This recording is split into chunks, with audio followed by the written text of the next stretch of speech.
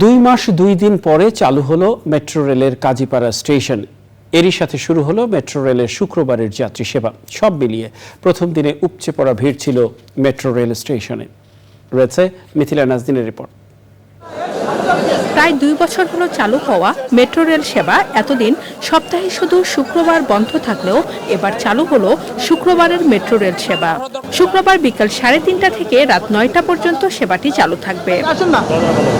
তাই ছুটির দিনে সেবাটি নিতে মেট্রো রেলের উত্তর স্টেশনে ছিল উপচে পড়া ভিড়। শুক্রবারে আসলে আমাদের উত্তরাবাসীর জন্য এটা একটা ব্লেসিং যে মেট্রো চলছে, খুবই ভালো লাগছে। আসলে এত জ্যাম ঠেলে বাসে করে বা অন্য কোনোভাবে যাওয়াটা খুবই টাফ, সো মেট্রোর জন্য খুবই ভালো লাগছে। এর আগেও গেছি, কিন্তু সেগুলো হচ্ছে অন্য দিনে, শুক্রবারে না। শুক্রবারে প্রথম, আমিও প্রথম, এজন্য সবকিছু ফার্স্ট, যার কারণে ভালো লাগাটা বেশি। বৈষম্য বিরোধী ছাত্র আন্দোলনের সময় মারাত্মকভাবে ক্ষতিগ্রস্ত মেট্রো রেলের কাজীপাড়া স্টেশনটি মেরামতের পর শুক্রবার চালু হয়।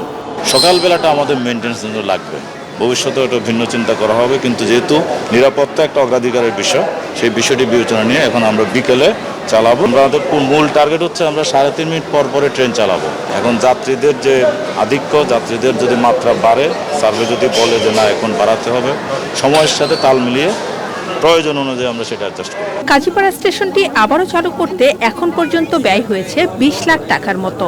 মিরপুর 10 নম্বর স্টেশন বাদে উত্তরা থেকে মতিঝিল পর্যন্ত প্রতিটি স্টেশনে যাত্রী পরিবহন সেবা চালু রেখেছে কর্তৃপক্ষ। Mithila Nazneen, Channel I, Dhaka.